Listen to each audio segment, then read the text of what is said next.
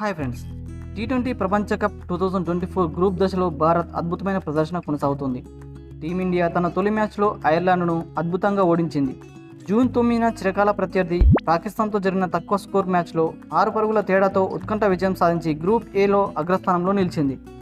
తొలుత బ్యాటింగ్ చేసిన భారత్ 119 పరుగులకే ఆలౌట్ అయింది. టోర్నీ చరిత్రలో పాకిస్తాన్ చేతిలో రెండో ఓటమిని చూడవలసి వచ్చింది.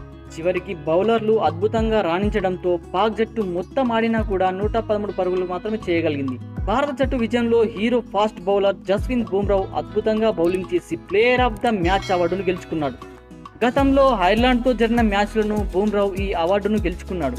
ఈ విధంగా టీ20 ప్రపంచ కప్ చరిత్రలో వరుసగా 2 మ్యాచ్ల్లో ప్లేయర్ ఆఫ్ ద మ్యాచ్ అవార్డును గెలుచుకున్న భారతీయ ఆటగాళ్లలో రైట్ ఆర్మ్ ఫాస్ట్ బౌలర్ ఒకటయ్యాడు. అయితే ఈ నలుగురు భారతీయ ఆటగాళ్లు టీ20 ప్రపంచ కప్లో వరుసగా 2 సార్లు ప్లేయర్ ఆఫ్ ద మ్యాచ్ అవార్డును గెలుచుకున్నారు. వారు ఎవరెవరో ఇప్పుడు ఈ వీడియోలో చూసేద్దాం. మొదటగా అమిత్ మిశ్రా.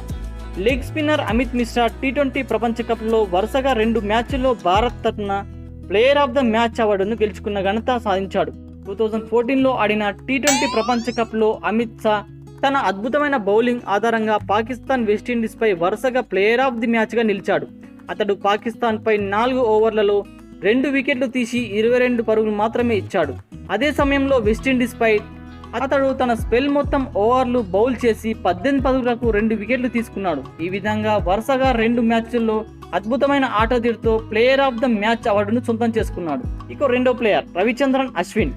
అమిత్ మిశ్రా తర్వాత off spinner Ravichandran Ashwin T20 ప్రపంచ కప్ 2014లో వరుసగా 2 మ్యాచ్ల్లో ప్లేయర్ ఆఫ్ ది మ్యాచ్ అవార్డును గెలుచుకున్నారు. అశ్విన్ మొదట బంగ్లాదేశ్పై 4 ఓవర్లలో 2 వికెట్లు 15 రన్లు ఇచ్చి భారత్ విజయంలో కీలక పాత్ర పోషించాడు.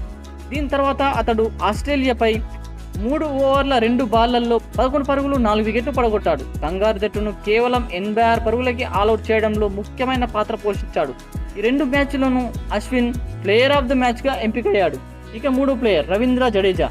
2021లో ఆడిన టీ20 ప్రపంచ కప్లో స్కాట్లాండ్ నమీబియాతో జరిగిన వరుస మ్యాచ్ల్లో అతడి అద్భుతమైన బౌలింగ్ ప్రదర్శన ఆధారంగా Ravichandran player of the match అవార్డును గెలుచుకున్నాడు. జడేజా స్కాట్లాండ్పై 3 వికెట్లు 15 రన్లు ఇచ్చాడు. అలానే నమీబియాపై 3 వికెట్లు తీసి 16 రన్లు మాత్రమే ఇచ్చాడు. ఇక నాలుగో ప్లేయర్ జస్ప్రీత్ బుమ్రాహ్.